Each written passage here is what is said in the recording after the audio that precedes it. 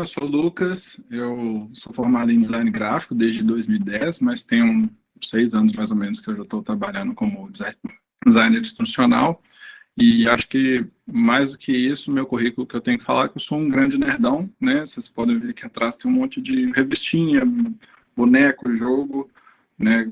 Meu dinheiro vai todo pro ralo com essas coisas, e isso influenciou muito, assim, na minha carreira, né? Minha própria escolha de fazer design gráfico era porque eu achava que eu desenhava bem, até que eu cheguei na aula de desenho, tinha um menino desenhando a namorada, assim, igual um retrato, e falei, né, eu preciso resolver fazer alguma outra coisa da minha vida, né? Então, eu descobri mais sobre design, sobre as várias áreas, acabou que eu meio que fiz um pouco de tudo, eu fiz motion, fiz gráfico, fiz web, fiz design de sobrancelha, e acabei caindo aí no mundo da educação e até me identifiquei muito com a palestra da Leila, porque pelo mesmo motivo, assim, que eu me apaixonei pela educação, porque eu acho que a educação que a gente está acostumado, que vem da escola, da faculdade, né, da educação formal, vamos dizer, ela não dá muito sentido para o aluno, né? Você às vezes não vê por que você está fazendo aquilo, por que você está aprendendo aquilo, meio que na obrigação.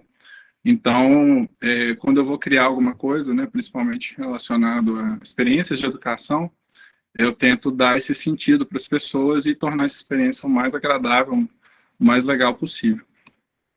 E uma dessas formas, né, de dar sentido para as coisas, de tornar isso palatável, é engajando.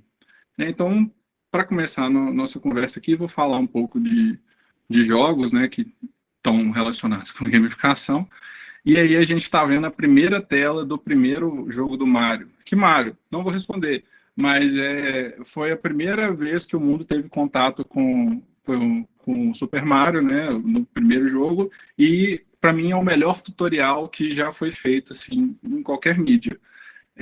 Não tem uma palavra na tela, né, ele é feito basicamente só de engajamento e experimentação, que é um tipo de, né, você dá liberdade de experimentar, é um tipo de engajamento. E como que a pessoa aprende a jogar esse jogo?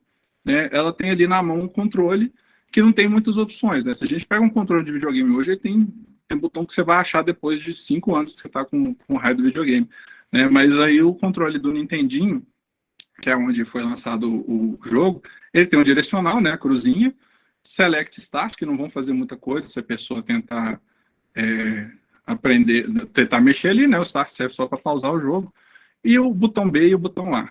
Então ela vai começar a fuçar ali o sistema para tentar entender como é que ela vai jogar. Se ela apertar o direcional, ela vai ver que o bonequinho, o Mario, é o personagem dela, porque é ele que vai se mexer primeiro. A primeira coisa que ela vê é a única coisa que ela vê na tela. E até aí eu tive que dar uma encurtada nessa tela para caber ali mais alguns elementos. Então, se ela tentar ir para a esquerda, ela vai ver que a tela não se move, não acontece nada, o Mario bate ali numa barreira invisível. Então, não é por ali que eu vou começar a jogar. Se ela ir para a direita, ela vai ver que tem mais cenário. Então, ela entende, só com isso, com essa experimentação, ela entende que o jogo vai da esquerda para a direita. Se ela apertar o botão A, ela vai ver que o Mario pula. O botão B serve para correr, mas ela vai precisar de mais tentativas para aprender isso. O que importa agora é isso, ir para a direita e eu posso pular. Beleza. Quando ela começa a andar, ela tem o Goomba ali, que é esse monstrinho de olhinho, que tem 2 olhinhos ali. E se ela vai em direção a ele e não faz nada, não toma nenhuma ação, ela se choca e o monstro mata o Mario, né? Ela descobre então que existem inimigos, que existem obstáculos, que existem desafios nesse jogo, e um deles são os monstrinhos, e eles fazem com que você perca uma vida e recomece aquela fase de determinado ponto. Beleza, então eu sei que eu tenho que evitar esse perigo. Aí eu vejo ali que tem outros elementos. Tem o quadradinho ali com a interrogação. A própria interrogação já te desperta a curiosidade, é uma pergunta, é uma questão, né? Está relacionada a isso, né? O que tem por trás desse mistério? E eu sei que eu posso pular, então vou tentar interagir com aquilo ali de alguma forma. Vou tentar pular, porque ele está num patamar mais elevado. Se eu tentar pular de lado, não acontece nada. Agora, se eu tento pular embaixo da caixa, o time do Goomba funciona de uma forma que ele chega próximo o suficiente para, se você pulou na caixa, você cai em cima do Goomba. Nessa pequena interação, ele te ensina quase todas as mecânicas do jogo, porque ele te ensina, primeiro, que batendo debaixo do bloco acontece alguma coisa. Segundo, que você cair em cima de um monstro, você destrói ele, ou seja, você elimina aquele perigo da sua jornada. Terceiro, que vai sair alguma coisa do bloco, né? Então, no caso, uma moeda. E quarto, que as coisas dão pontos, né? Tanto você destruir o bonequinho, quanto você pegar uma moeda, aumenta o seu placar. Né? Então, se o seu objetivo é fazer o maior número de pontos possíveis, você tem que fazer esse tipo de interação para poder ganhar pontos. E também você tem um contador de moedas, né? Moeda na vida real, ela serve para você trocar por alguma coisa. Então, pode ser que eu possa trocar por alguma coisa no futuro. Então, beleza, eu aprendi que as interrogações têm alguma interação. Eu vou bater na segunda, né? A primeira ali dessa plataforma onde tem o tijolinho, né? Só que aí aparece o outro elemento que eu não tinha visto antes, que é o cogumelo. Pô, a última coisa que eu vi andando nesse jogo me matou, né? Então vou tentar fugir de alguma forma. Só que esse cogumelo, né, ele vai andando sempre para a direita, né? Vai fugindo do personagem. Nesse caso aí, ele vai cair, vai bater no caninho verde e vai voltar. Se a pessoa tentar pular, ela vai bater no tijolo e vai cair em cima do cogumelo. Ou seja, o design, o layout da fase, ele é feito para te forçar a tomar algumas ações, né? Por isso que eu acho que é um tutorial maravilhoso, assim. Você faz forçado sem perceber que você está fazendo e vai aprendendo com isso. Você vai cair em cima do cogumelo e o personagem vai crescer. O personagem se torna maior, né? Ele está mais forte. Você vê aquilo que aquilo é algo melhor para o seu personagem, né? Você está vendo uma progressão ali. Então você também descobre que existem itens que vão te dar vantagem no jogo e não necessariamente te matar. E que o cogumelo ele tende sempre a fugir de você, então do próximo que aparecer você tem que correr atrás dele para conseguir pegar. E o jogo ele vai fazendo isso em todas as fases, né? Sempre que apresenta uma mecânica nova, ele te dá esse espaço de teste, né? Se tem um buraco, ele vai ser um buraco pequeno, você consegue pular ele com facilidade, para depois ele te apresentar um buraco maior, que você vai ter que fazer outra coisa. Né? Então ele vai te ensinando sem usar nenhuma palavra, né? Apenas te engajando com esse espaço de experimentação, te engajando, fazendo você tentar aumentar o seu número de pontos, o número de moedas, e sempre com um objetivo muito claro, né, que é chegar no final do jogo, que é fazer o maior número de pontos, que é salvar a princesa, enfim. O feedback é muito claro. E os jogos são legais por isso, assim, né? Eles te dão esse espaço de experimentação para você desenvolver uma habilidade, né, adquirir um conhecimento de forma muito engajante e muito lúdica, assim, né? O ser humano, ele tem uma tendência natural a colocar esses desafios, né? Não necessariamente criar jogos, mas colocar mecânicas de jogos nas coisas que não são jogos, né? Então, falar que o chão é lava, né? É uma atividade trivial que é você andar num passeio na rua, se torna muito mais interessante quando você coloca um desafio naquilo, tipo, não posso pisar no ladrilho colorido, né? Então, eu vou andar parecendo um idiota para as outras pessoas, mas para mim aquilo está sendo muito divertido ali, que eu estou saltando de um lado para o outro, né? Eu tenho uma coisa gamificada assim, que é não deixar o micro-ondas apitar, eu tenho que sempre abrir a porta do micro-ondas no último segundo, sem deixar que ele apite. Então a gente tem essa natureza de criar desafios e tentar tornar as coisas mais interessantes, que são mecânicas que são aproveitadas nos jogos para engajar o jogador.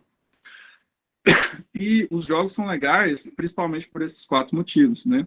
Eles têm sempre um objetivo claro, né? E aí eu vou dar como exemplo aqui um dos jogos mais idiotas, assim, que é o jogo da Forca. Sim, idiotas no sentido de simplicidade mesmo, não que seja um jogo ruim. O objetivo é você descobrir a palavra. Ok, muito simples, muito fácil. Às vezes você não precisa nem conhecer as regras. Se você bater o olho ali, né, e ver que tem uma letra, você já vai supor isso. Eles deixam a gente explorar de forma criativa as possibilidades, né? Então, no caso da Forca, eu vou testar, né, qual letra vai encaixar ali. Pô, eu sei que palavras têm mais vogais do que consoantes. Não sei, então vou começar pelas vogais. Eu sei que A normalmente aparece mais do que as outras vogais, então vamos começar pelo A. Inclusive, se esse cara tivesse começado, talvez ele tivesse mais uma letra ali. E tem sempre um feedback muito claro, né? No jogo da Forca, se eu erro, o bonequinho ele ganha mais um membro. Se eu acerto, eu coloco mais uma letra ali nos espaços. E né, e se eu errei ali também, a gente anota ali as letras que já foram. Então, o feedback é muito rápido, muito claro. E tudo isso, né, qualquer jogo, né, a não ser que você esteja nos Jogos Mortais, ou você seja um gladiador romano, você tem uma participação voluntária. Né? Você quer estar jogando porque você gosta de jogar, e você só fica no jogo enquanto ele está te engajando de alguma forma, enquanto tem alguma coisa ali que te prende, que é interessante. E os jogos, eles são muito legais em termos de educação, e aí eu digo educação no geral, de forma global, não necessariamente escola. Né? Se eu quero educar um usuário a como mexer numa interface, né, se eu uso elementos de jogos, aquilo pode se tornar muito mais lúdico, muito mais interessante, muito mais fácil de desenvolver uma habilidade. E uma das primeiras coisas que eu aprendi quando eu comecei a estudar um pouco mais sobre educação foi que o erro é o melhor professor. Né? Se você tem espaço para errar e acertar, você vai jogando, você vai tentando até que você consiga e melhore sua habilidade. Né? No caso aí, tem o Dark Souls, que eu amo, eu sou horrível, eu jogo muito mal, mas ele faz isso o tempo inteiro. Né? Ele é um jogo considerado muito difícil, para quem não conhece, né, ele tem muitos desafios, muitas armadilhas, né, você toma muito susto, assim, porque tem muita surpresa no cenário, inimigos muito difíceis, mas ele, o cerne dele, ele não te cobra nada mais do que preste atenção, observe e aprenda. Né? Se você caiu numa primeira armadilha, você vai já ficar atento para não cair na próxima. Você vai reconhecer o padrão ali e desviar da próxima e conseguir progredir. Senão você vai morrer, vai começar de novo. Né? Ele te pune bem, inclusive, né? Quando você morre. E a mesma coisa os inimigos. Os mais difíceis são os chefões, vamos dizer assim. Eles têm padrões de movimento, têm padrões de ataque. Né? Então, à medida que você vai morrendo e apanhando deles, você vai aprendendo esses padrões e vai conseguindo desviar mais fácil, vai conseguindo achar o timing ali de que hora que você vai atacar, revidar, e aí você vai progredindo, né? Então, aprender é experimentar, é experienciar. Você não aprende sem experienciar, né? Inclusive ali, cortou um pedaço, mas era essa frase. Se a gente está muito acostumado ao tipo de aula tradicional que é totalmente expositivo, você é totalmente passivo, e isso, para mim, é um dos motivos que eu acho que mais as aulas não engajam e você não aprende tanto. Né? Na medida que você tem esse espaço de tentativa e erro, você aprende muito mais, é muito mais eficaz.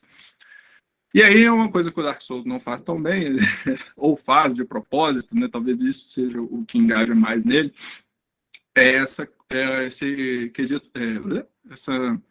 teoria do flow, que foi criada por esse cara aí que tem muita consoante no nome, eu não vou me arriscar a falar, provavelmente ele deve ser russo, mas ele coloca no eixo os desafios e as habilidades. Por quê? Se você cria um sistema que ele é muito, muito difícil, muito desafiador, ao ponto de que seu usuário não consegue aprender e testar e, enfim, se virar para conseguir passar para o próximo nível, você gera frustração, você gera ansiedade, você não consegue prender ele no sistema, ele não vai querer aprender, ele tende a sair fora disso. Ao mesmo tempo que se for um jogo, um desafio que for muito fácil, ele também vai perder o interesse. Isso é muito fácil, vou passar batido aqui, isso não tem nada para me prender. A gente sempre tem que tentar estar nesse equilíbrio entre ansiedade e tédio, né? Eu criar uma coisa que tem um desafio, mas que se a pessoa se dedicar, estudar, testar, o que for, ela vai conseguir superar isso para chegar no próximo nível e assim por diante, né? A gente criar essa progressão. Só estou trazendo isso porque isso pode ser importante nos próximos quesitos. Mas gamificação não é jogo, né? Muita gente confunde. Gamificação é você pegar esses elementos, essas coisas legais do jogo, essas coisas legais que engajam, e aplicar em qualquer outro sistema, né? Que não é um jogo, né? Dá para gamificar jogos ainda assim, né? Tipo assim, um torneio de basquete é uma gamificação em cima de um jogo, assim, ele tem regras separadas da partida, né, por exemplo. E nesse caso aí, eu trouxe como exemplo um projeto que eu participei e desenhei na Unimed, que é a gamificação dessa trilha de treinamentos para os novos vendedores. Né? A pessoa entra no emprego e ela tem que fazer uma série de treinamentos, uma série de conversas com pares, com lideranças, para poder saber o que ela tem que fazer, basicamente, na função dela, né? Conhecer produto, conhecer os padrões de venda, enfim. E assim, você imagina uma pessoa que entra no emprego, ela não quer perder tempo numa sala de aula, não quer perder tempo lendo nada, ela quer, tipo assim, conhecer os colegas, conhecer o que é a função dela, né? Ver os clientes, vender, né? Nesse caso aí. E a gente tem que botar ela numa sala de aula, às vezes, ou na frente do computador lendo alguma coisa, né? Então, como que a gente dá mais sentido para isso, né, nesse caso? E como que ela vai ver a progressão? Porque é uma carga muito grande, então às vezes ela vai achar que aquilo não tem fim, sabe? Né? Não vai ter a visão da luz do fim do túnel. É, essa trilha ela foi toda tematizada nesse tema de jornada, de aventura, de exploração, de viagem. Então, por isso, escolhi a forma do passaporte. E ele é quase que literal um passaporte, assim, né? Ele parece um passaporte. E dentro dele, a gente tem essas marcações, cada quadradinho desses era um treinamento, e as pessoas literalmente carimbavam o passaporte dessa pessoa. Então, você cumpriu essa aula, você tem o carimbinho, você está completando uma coleção. Né? Coleção é uma mecânica que está presente nos jogos. Né? O Mario mesmo coleciona moedas, coleciona castelos que ele passou, enfim. A pessoa está vendo progressão, porque ela sabe, beleza, eu completei os 4 de cima, ainda faltam os 5 de baixo. Ali também tinha registro de feedbacks de lideranças desses pares. Então, ela ia completando esse passaporte, ela viu o desenvolvimento dela, ela via que ela estava progredindo, ela tinha essa noção do final do caminho. É muito legal você ter essa sensação, é muito recompensante essa sensação de você completar algo também. E aí, no final de tudo, né, esse passaporte ficava cheio, completo, com todos os selos, todas as aprovações, e ela guardava isso também como uma lembrança, né, dessa fase que ela passou. Os treinamentos também, né, a maioria deles tinha algum elemento de gamificação, então era uma trilha bem lúdica, assim, que foi bem legal, deu super certo, né, as pessoas gostavam bastante. Mas não era um jogo, né, a gente só usava metodologias de jogos. E aí, chegando na Octalis em si, eu falo Octalis, perdoe meu francês, é um framework de gamificação, mas eu mesmo tendo a usar muito mais o conceito dele, que para mim tem muito mais a ver com engajamento até do que a gamificação em si. O autor, ele aprofunda muito essa metodologia, né? Ele, inclusive, todas essas listas aí são mecânicas de jogos, mas eu acho que assim, entender a raiz disso aqui é muito mais útil do que, né, se aprofundar. Inclusive, se alguém conhecer, quiser contribuir no final, quiser me corrigir também, eu vou falar um pouco do meu uso e de como que eu acho isso útil.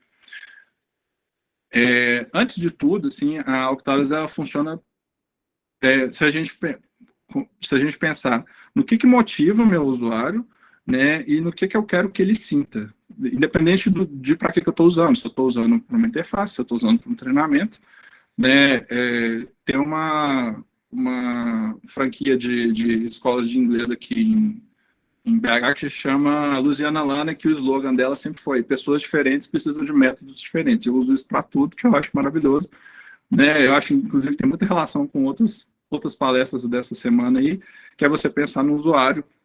Então, se eu tenho um grupo grande, muito diverso de pessoas, com certeza eu vou ter que pensar em coisas diferentes para engajar pessoas diferentes, né? A Octalis, ela te dá muita ferramenta para isso, né? Então, quanto mais elementos dela você consegue usar, maior a sua chance de eficácia em tentar fazer com que o usuário tenha alguma ação. Né? Então, eu tenho que conhecer muito bem ele, ter muita empatia para conseguir pensar em como que eu vou motivá-lo, né? E o que eu quero que ele sinta, porque tem horas que eu quero que ele sinta esse senso de progressão, tem horas que eu quero que ele sinta senso de pertencimento, tem horas que eu quero criar alguma urgência nele para que ele tome alguma ação num determinado tempo, e então eu tenho que pensar no objetivo nesse sentido também. E aí eu penso no sentido, e aí sentido em vários sentidos, enfim.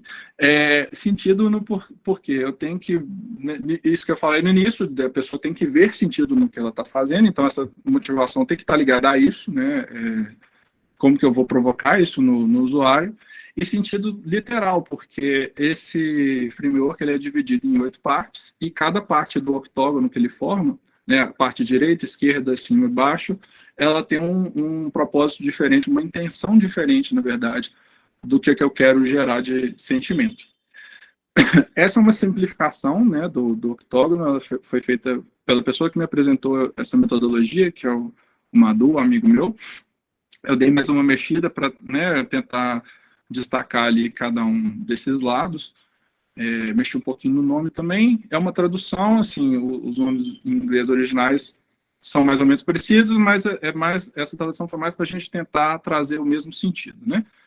Tipo uma localização. Do lado direito, a gente tem as 3 motivações que são intrínsecas, que vêm de dentro da pessoa. Do lado esquerdo, a gente tem 3 motivações que são extrínsecas, que são objetivos externos. Da parte de cima, a gente tem motivações que são inspiracionais. E embaixo, motivações que são de manipulação. Eu vou explicar um pouquinho cada um desses lados. As motivações intrínsecas são coisas que realmente vêm de dentro da pessoa, são coisas que a gente gosta de fazer porque a gente gosta. Tipo assim, eu não preciso de motivo, eu não preciso ganhar um caminhão de dinheiro para ir ali no bar, beber uma com meus amigos. Eu simplesmente gosto disso, vou fazer isso porque eu quero, né? O prazer, ele está na tarefa em si, ele não está no objetivo, né? Eu não sei o que vai acontecer lá no bar, eu não sei se eu vou beber mesmo, o que a gente vai conversar, eu vou porque eu gosto, fazer isso me dá felicidade. Já as motivações extrínsecas estão muito mais ligadas ao objetivo final, e elas vêm de fora, né? O exemplo que ele dá eu acho maravilhoso, que é assim, tem um caminhão para você encher de esterco, né?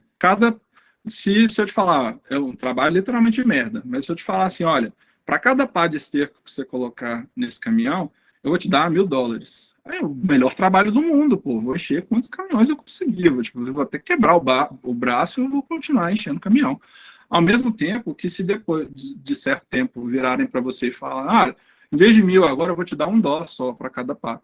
Já perdeu completamente a minha motivação. Pô, não vou fazer isso, vou arrumar outro trabalho, né? Então, está muito mais ligado ao resultado final, né, ao que eu ganho com isso, de fato, do que com a jornada em si. E aí é legal a gente tentar equilibrar as duas coisas, porque o objetivo da aventura ela tem que ser tão legal quanto a jornada em si. Né? Principalmente quando eu tenho algum sistema que eu quero que o usuário retorne sempre, utilize sempre, que esteja sempre ali.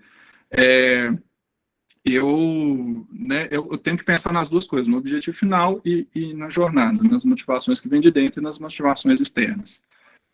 Aí, pensando na parte de cima agora do octógono, a gente tem as motivações de inspiração, né, que são essas coisas que engrandecem a pessoa, que dão poder a ela, né, que ela vê esse senso de desenvolvimento, que ela está progredindo, ou que algo está sendo, né, ou que algo está progredindo, assim, mas elas não geram nenhuma urgência, né? Tipo assim, o exemplo que ele dá é legal também, que é, eu vou salvar o mundo.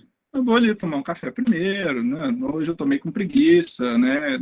Não tô afim, daqui a pouco eu faço isso, né? E aí, em contrapartida, a gente tem as motivações de manipulação na base do octógono, que são justamente para gerar esse senso de urgência.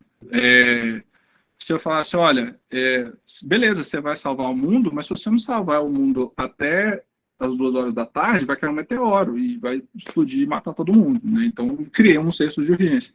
Ao mesmo tempo, essas motivações, elas geram ansiedade. Então, se a gente usa em demasia ou de forma malévola, você gera ansiedade, você deixa uma pessoa viciada em alguma coisa, né? Elas têm que ser muito bem equilibradas com a parte de cima, né, para que funcione e que a gente não gere nenhum tipo de frustração, né, de ansiedade no usuário. E aí eu já vou entrar em cada um dos 8, falar um pouquinho sobre eles, que são essas 8 coisas que a gente vai tentar encaixar no nosso projeto, no nosso sistema que for, para tentar engajar de formas diferentes, né? A propriedade, o primeiro vetor, é quando algo me pertence, quando eu sou dono de alguma coisa, quando eu tenho controle sobre aquilo. Então, de exemplo, eu trouxe os avatares da Xbox Live, que é um personagem, né? Normalmente a pessoa tenta fazer parecido consigo mesmo, saúde, e aí aquilo é a minha representação naquele ambiente, né, naquela plataforma. Então, eu quero que se pareça comigo, eu quero que seja legal, né, e aí, aproveitando esse gancho, eles vendem roupinhas, vendem armaduras de personagens, então você pode comprar várias coisas para melhorar aquilo que é seu, tá? Para melhorar o seu personagem. O álbum de figurinha é muito isso. Eu quero completar aquela coleção. Eu quero que o meu álbum esteja completo, que ele tenha todas as figurinhas. Então, eu vou procurar, vou tomar ações para que aquilo se torne concreto. Eu vou comprar mais figurinha, eu vou colar mais figurinha, eu vou bater bafo, eu vou fazer o que for para completar o meu álbum. E tem também no Mercado Livre. O Mercado Livre, há uns anos atrás, ele gamificou toda a plataforma, foi super sucesso, deu super certo. Hoje ele mudou algumas coisas que eu até não concordo muito, acho que perdeu um pouco o sentido, mas nessa época, pelo menos, era bem legal. E, nesse caso, você quer juntar mais pontos para poder subir seu nível, porque você subir no seu nível, você ganha uma série de vantagens, o seu nível é mais bacana e tal, então eu quero fazer tudo para poder juntar pontos, para poder chegar no próximo nível. No vetor do desenvolvimento e realização é quando eu vejo progresso nas coisas, quando eu sinto que eu estou melhorando, que minhas coisas estão melhorando, enfim. Né, as plataformas, a maioria delas de videogame, né, elas têm alguma coisa do tipo dos achievements, dos troféus e tal, que são conquistas que você desbloqueia normalmente como alguma ação dentro do jogo, mas que não estão no jogo em si, elas estão muito mais para satisfazer seu ego, assim, né, como uma coleção de coisas, de achievements que você conseguiu, para você mostrar para os colegas, enfim, vai até envolvendo outros vetores nisso. Mas elas têm sempre algum mostrador que te mostra o seu progresso naquilo. Por exemplo, esse aí, você tem que coletar 50 cogumelos, você já tem 9 de 50, então a barrinha encheu só até aquele ponto, né, você tem um indicador visual, inclusive, de ponto setado daquela conquista. No Mercado Livre, você tinha essas medalhas que você ganhava vendo alguma ação, e você podia ver a sua coleção de medalhas. Né? Então, ali embaixo tem as que eu já conquistei, e ali em cima eu vejo, inclusive, as que eu não conquistei ainda e que eu posso conquistar, né? Então, eu sei que se eu conquistar aquela, eu vou me desenvolver mais, eu vou progredir nesse sistema. Né? Ali também eu tenho um histórico de tudo que eu fui fazendo na plataforma que foi me fazendo com que eu chegasse nesse nível. Né? Então, uma barra de load, por exemplo, é um indicativo disso, é uma coisa muito comum em jogo né, e é adotado em outros sistemas. O chamado significado, né, ele engaja por uma construção coletiva. Né? Se você participa do processo de criação, aquilo é seu também, você quer ver aquilo crescer, melhorar, etc. Você se sente pertencido àquele grupo, você sente que um pedacinho daquilo ali é seu. E tem muito um lado altruísta, mas não necessariamente está ligado a isso. Né? A Wikipédia mesmo, né, todo mundo deve conhecer, uma enciclopédia colaborativa, você pode submeter qualquer tipo de artigo sobre qualquer tema, por mais idiota que seja lá, né, desde que for aprovado, ele vai estar lá na enciclopédia. E por que a pessoa faz isso? Tipo assim, perde o tempo dela, né? Pode ser para preservar o conhecimento da raça humana, por mais simples, por mais fútil que ele seja. Pode ser porque ela quer ajudar outras pessoas, né, que estão procurando aquele tipo de conhecimento e ela pode colaborar com aquilo faz ela se achar uma pessoa melhor. Né? Qualquer plataforma de venda online hoje em dia tem, né, algum tipo de review de produto, por exemplo. Eu compro uma coisa, eu não preciso lá dar minha opinião, seja ruim, seja boa, enfim. Mas eu posso querer deixar ali o meu palpite, né, os meus 10 centavos ali para falar, olha, não, esse produto é bacana, ele cumpre o que ele promete, etc. Ou não é legal, não compre isso. Né? De certa forma, eu estou colaborando com a próxima pessoa que chegou ali procurando aquele produto. O empoderamento criativo com feedback, eu preciso pensar num nome melhor para isso, mas é quando você dá um espaço para a pessoa criar, experimentar alguma coisa desse tipo, né? O exemplo que eu trouxe aí é essa plataforma onde você pode criar seus looks, né? Você pode juntar imagens e roupas de diferentes marcas, você vai testando ali e tem um feedback claro, né? Porque você está vendo ali a imagem, comparando uma coisa com a outra, né? E aí você monta os looks e salva ele. Então, para a plataforma é muito legal, porque você pode linkar ali o produto. Então, a pessoa ficou brincando ali de montar a roupinha e aí já sai dali para a loja. Você pode compartilhar com outras pessoas e vender isso também, né? Então, dá essa liberdade criativa, né? É muito o que o Mário faz também, né? A liberdade que ele dá de experimentação serve como tutorial do jogo. É, e aí, identificação e influência social, né? É uma coisa que é muito presente em redes sociais, né? Os próprios nomes remetem a isso, tipo, engajamento, quer dizer que você tem mais pessoas visualizando aquele perfil, né? E influência, tem os influencers, né? Que é isso? É quando você está sempre se comparando ao outro, ou qualquer tipo de interação que envolva outras pessoas, né? Então, se eu tenho é, se eu vejo uma pessoa que tem mais curtidas do que eu naquele segmento, sei lá, do Instagram, tipo, sei lá, eu vendo bolo. Se tem um cara que vende mais bolo, eu quero chegar no patamar dele, eu quero ter tantas curtidas quanto ele, eu vou me inspirar nele, eu vou tentar, eu vou me engajar através disso para, né, tomar alguma ação para chegar no mesmo patamar. Então, no Mercado Livre, as lojas têm perfis onde você consegue ver quantas vendas ele teve, né? E se eu fosse um concorrente, eu ia mirar, né, em quem está na frente também. Inclusive, né, essa coisa de você mostrar que você é melhor, ou que você tem uma vantagem, ou que você tem alguma coisa legal e quer que as outras pessoas saibam disso, é muito usada por qualquer tipo de plataforma que te permita compartilhar o resultado de algo, né? No exemplo aí do meio, tem uma plataforma de vídeo que quando você chega, por exemplo, a 300 mil seguidores, ele aparece esse pop-up e você pode compartilhar essa conquista nas suas redes sociais, né? Para que outras pessoas saibam quão bom você é, mas que também, daí do ponto de vista da plataforma, outras pessoas entrem nessa plataforma. É a mesma coisa do achievement dos jogos também, né? Você tem lá, você consegue ver a prateleira de troféus da pessoa.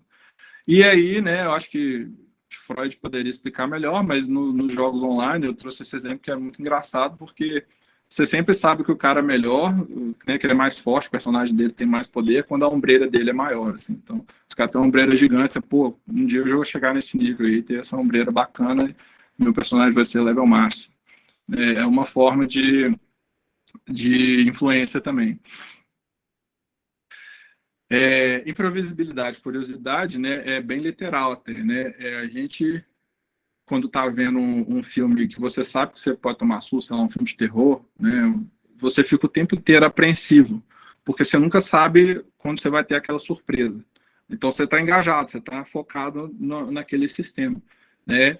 E o pacote de figurinha, por exemplo, você nunca sabe o que vai sair ali. Então, a própria curiosidade de saber o que tem ali dentro te faz abrir o pacote. É uma sensação boa, gratificante. E se vem alguma coisa. E se vier, né, alguma coisa bacana, uma figurinha rara, uma figurinha que eu não tenho, enfim. Isso é tão legal que, né, ali na Copa de 2010 eles fizeram um álbum virtual e tentaram reproduzir, né, a experiência física mesmo, né? Você rasga o pacotinho, as figurinhas, abre as figurinhas, vê qual que você tirou e tenta completar o álbum. E isso também é usado de forma muito negativa, porque caça-níquel, né, jogo de azar, jogo de sorte, jogo com gacha, funciona muito assim, né? O caça-níquel, assim, nem sei se eu consigo considerar um jogo, porque na verdade você só puxa uma alavanca e depende totalmente da sua sorte. Mas você nunca sabe o que vai sair ali, se você vai conseguir a combinação e vai ficar rico, ou se você só perdeu o dinheiro ali e vai tentar, né, a sua curiosidade, né, essa coisa da sorte, ela vai te fazer jogar várias vezes. Isso, né, um tempo para trás, começou a ser introduzido em jogos de videogame, e já gerou várias polêmicas, né, até legislação contra isso em alguns países, que são as loot boxes, né? Você compra um jogo, né, um jogo não é barato normalmente de videogame, sei lá, US$ 60, aqui no Brasil está no médio, sei lá, uns 250, R$ 300 um jogo novo, e ainda assim, para você melhorar, sei lá, o seu personagem de alguma forma, você pode comprar esses pacotes de surpresa, né? Aí pode ser uma melhoria, né, de tornar ele mais forte, ou então pode ser só estético, né, você quer que a aparência dele seja mais legal.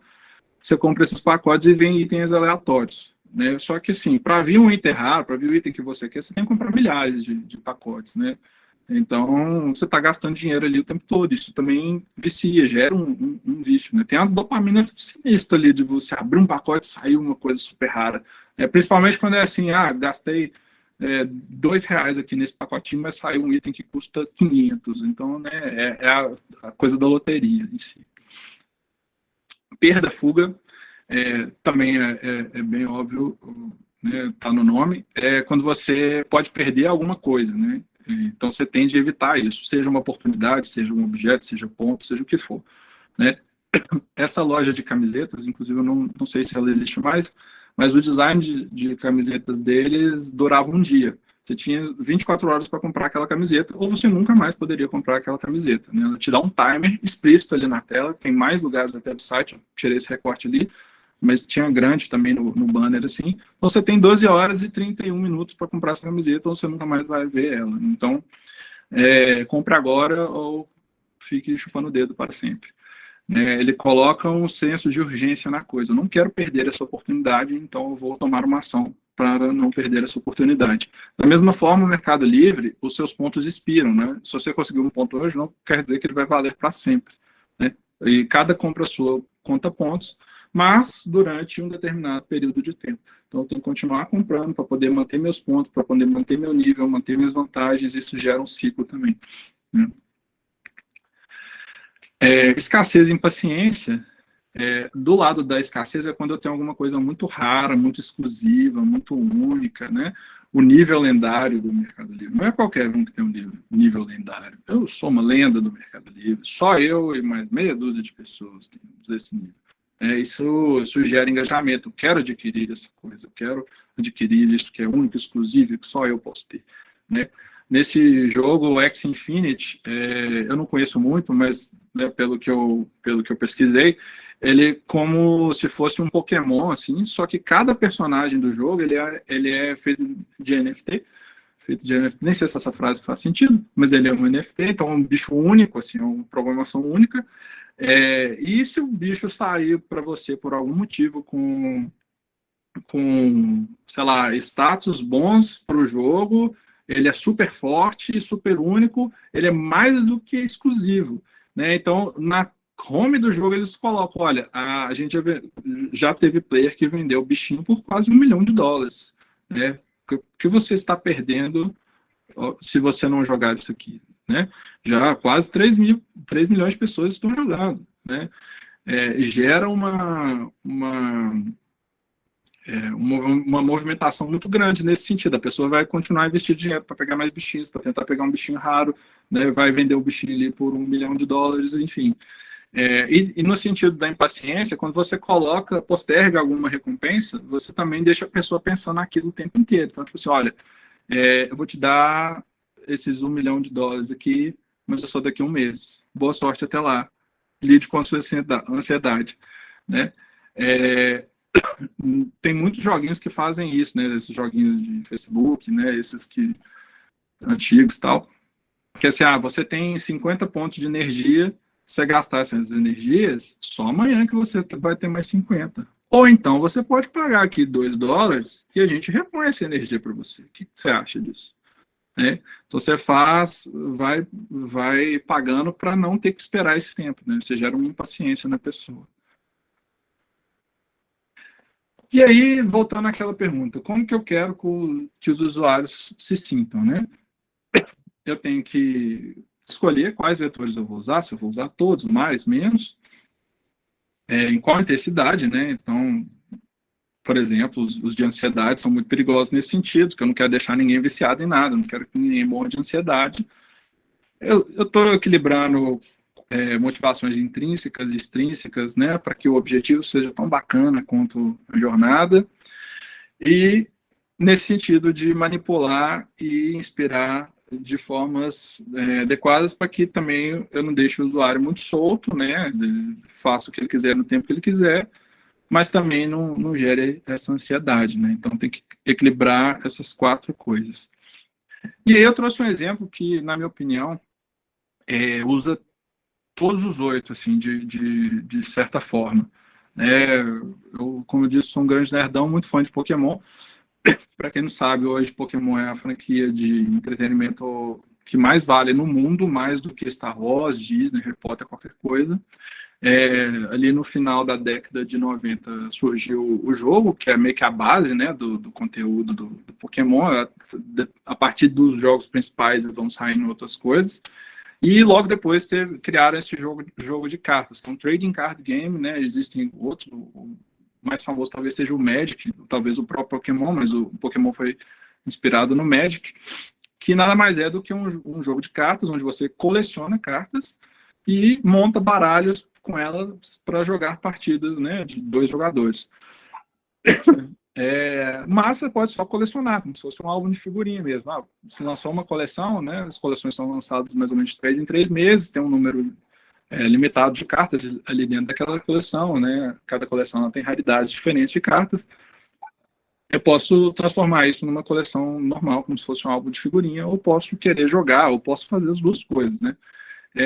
Eu vou tentar falar aqui de como ele usa os 8 vetores fora de uma partida de jogo. Porque dentro de uma partida de jogo é normal a gente ter mecânicas de jogo, óbvio, né? Então, como que eles usam tanto essas mecânicas para tentar engajar o usuário, como para vender mais cartinhas, né? No senso de propriedade, tem essa questão da coleção, né? A pessoa pode colecionar, eu quero melhorar minha coleção, é minha coleção, eu coleciono mais cartinhas, porque eu quero todos os Charizards, então eu quero fechar todas as coleções completas. E eu tenho o meu baralho, que eu monto com 60 cartas que são minhas. Eu vou montar a minha estratégia do meu jeito, da forma como eu gosto de jogar, para tentar vencer o meu oponente. Né? E é um passo antes da própria partida. Né? Às vezes você perde muito mais tempo pensando no seu baralho do que, de fato, jogando o jogo em si. No desenvolvimento e realização, se a gente pensar do lado do colecionismo, cada coleção ela tem numeração nas cartas, né? Aí do Charizard, se eu não me engano, são 102, né? Que é a primeira coleção do Pokémon, né? E o Charizard é o número 4. Então, eu quero completar 102. E cada uma que eu vou pegando, eu consigo ver quão mais perto de completar eu tô. Né? Além disso, o que era? Os campeonatos, né, no geral, né, você começa jogando em lojas especializadas, depois tem os campeonatos regionais, né, da cidade, eu acho que era isso. Depois os estaduais, aí do país, do continente e mundial. Então, existe um ranking global, né? E você vai progredindo nesse ranking à medida que você vai jogando mais e aprendendo mais sobre o jogo, ganhando mais partidas. Então, você também tem esse senso de progressão, vendo quão melhor você está ficando naquele jogo. Chamado significado, porque, né, uma franquia global, assim, eu falo que tem coisas, quando a coisa chega no nível de que, tipo, até minha avó conhece, sabe, tipo, uma coisa nerd, assim, que até minha avó conhece, é porque é famoso mesmo, assim, então, tipo, quase todo mundo conhece Pokémon, né, e você está fazendo parte daquela comunidade que é maior do que você, né, você pode escalar, né, e ir jogando bem o suficiente para ir escalando, do regional para o estadual, para o nacional, para o mundial. Então, você é parte dessa comunidade. Empoderamento criativo com feedback, né, você tem um pool ali de muitas cartas. Né? No formato tradicional de torneios, eles pegam uma janela de mais ou menos 2 anos de coleção, para também, né, quem entrou agora no hobby não precisar arrumar cartas que foram lançadas 25 anos atrás, quando começou o jogo. Então, tem sempre essa janela, mas mesmo assim são milhares de cartas. Então, dentro dessas milhares, eu quero escolher 60 que vão compor ali a minha estratégia. Eu vou usar minha criatividade, meu conhecimento, teste e erro para poder fechar esse baralho redondinho para conseguir ganhar o campeonato. Identificação e influência social, né? Se eu estou vendo que tem um cara que tem uma coleção mais legal que a minha, eu vou tentar chegar próximo da coleção dele, vou tentar arrumar mais cartas mais raras, mais legais que for.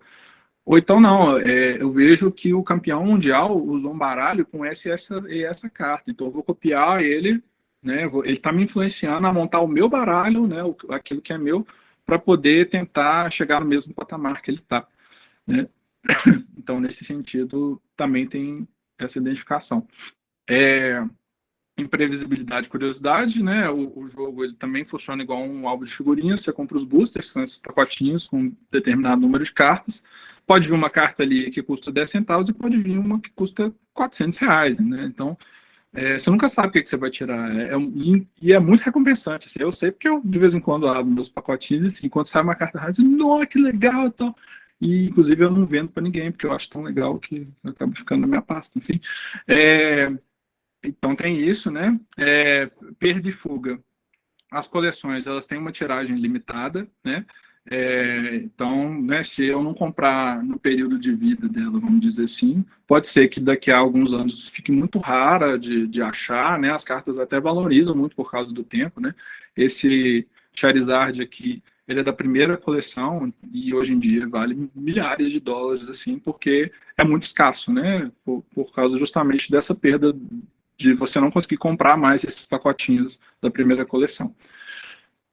E, além disso, né, como eu falei, esse formato de torneio ele tem essa janela de 2 anos. Então, se eu não usar uma carta agora, pode ser que daqui a uns meses ela seja proibida no torneio. Né? Então, eu quero usar esse baralho, né, enquanto ele estiver valendo, para poder aproveitar o máximo possível dele, não precisar gastar outro, etc.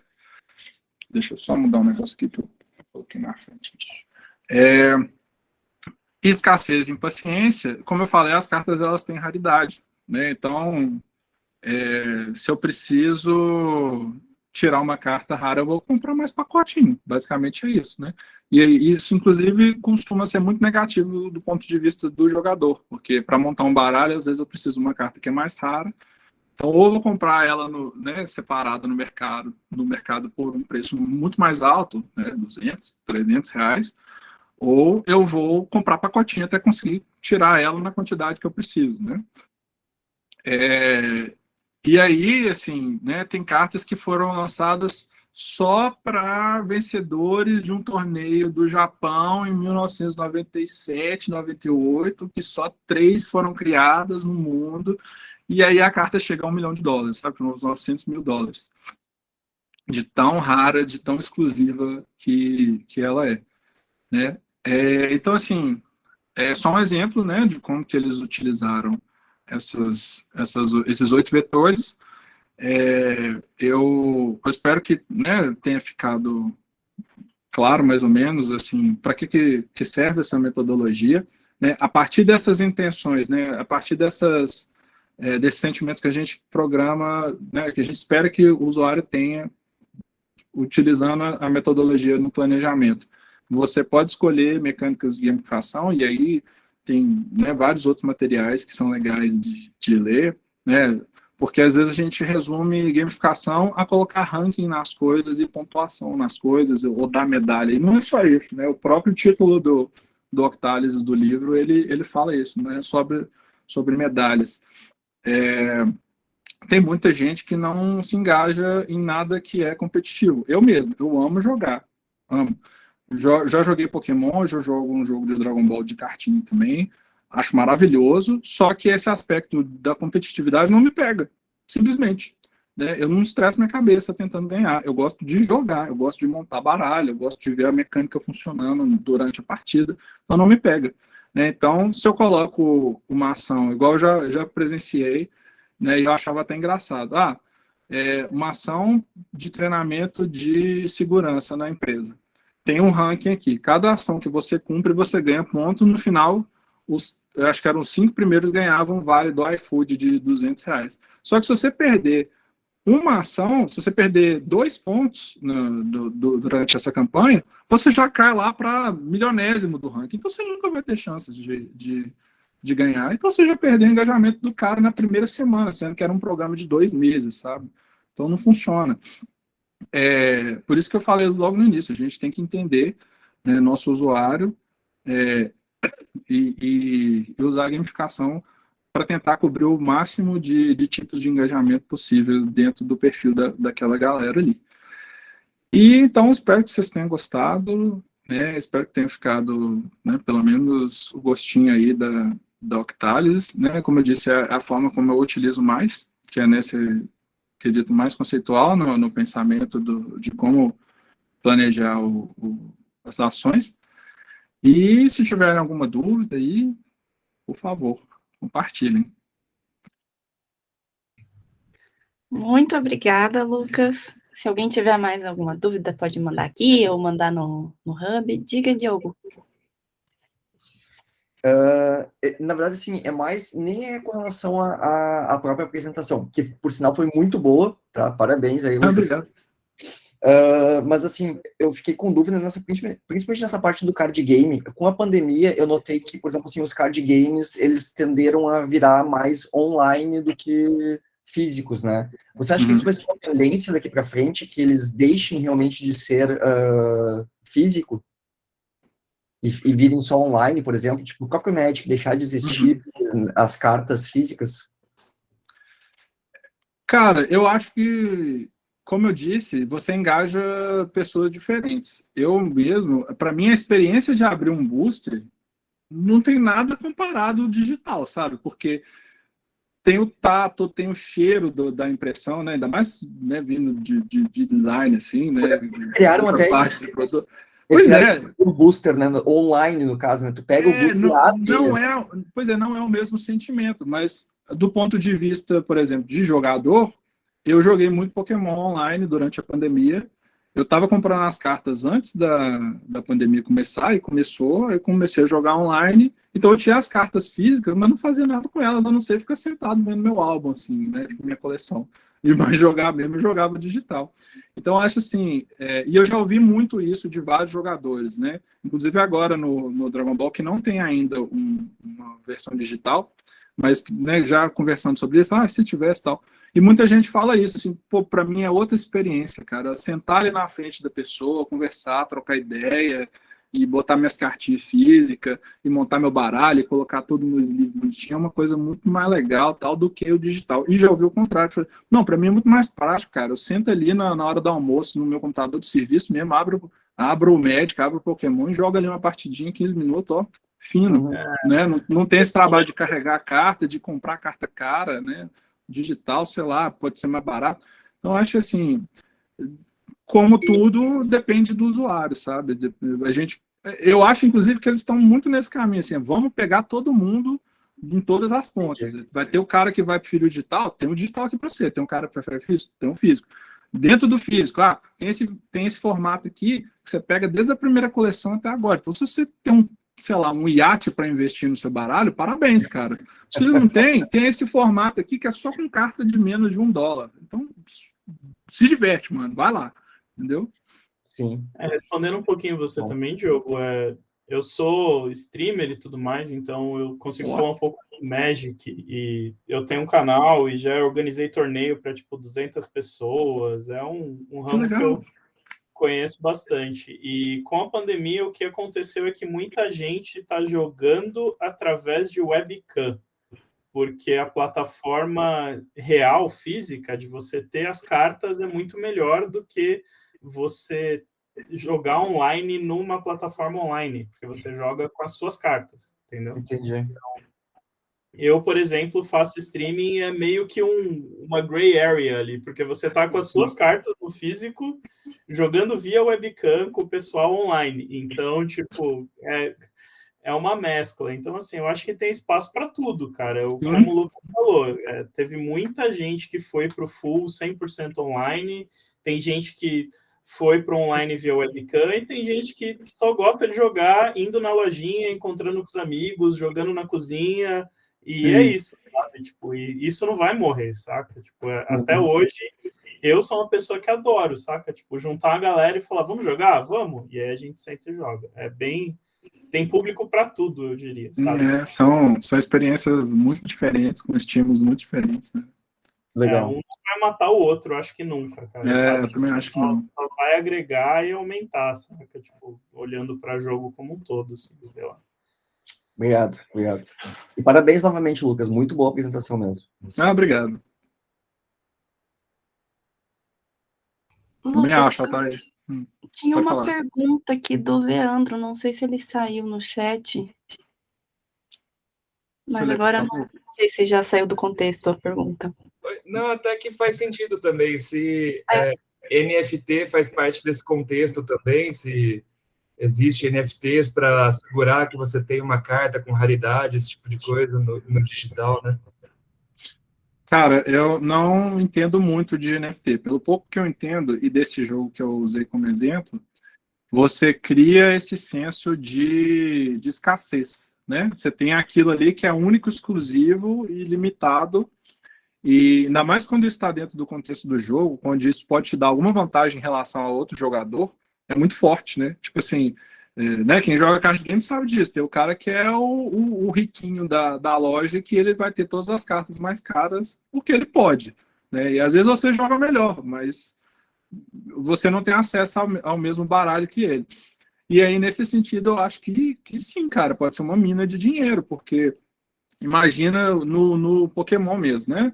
Todo mundo tem a mesma base ali, basta que você estude, treine, né? Crie seus Pokémon ali, e aí você vai batalhar contra a pessoa, em tese, de igual para igual. Mas imagina se tem um Pokémon que você só consegue conseguir, é ótimo, né? Que você só consegue pagando, né? E que ele tem todos os atributos melhores, ou ele tem um golpe super poderoso lá. Então, tipo assim, o maluco que é viciado no jogo, ele vai pagar. Foda-se, toma aí meu dinheiro, né? Eu quero ganhar minhas lutinhas aqui do Pay to Win. Então, eu acho que assim cai naquela área da má fé já, né? Que são esses vetores da ansiedade usados de formas malignas e escusas, né? Que eu quero criar um vício na pessoa, eu quero gerar uma motivação que para ela é negativa, mas para o meu bolso é super positivo, né? Porque ela está comprando, ela está consumindo, né? Nossa, eu lembro muitos anos atrás, jogava Clash of Clans, e tinha um rapaz que trabalhava comigo, ele gastava coisa de 4, 5 mil reais por mês. Tá vendo? Vício em jogo, ele vem disso, entendeu?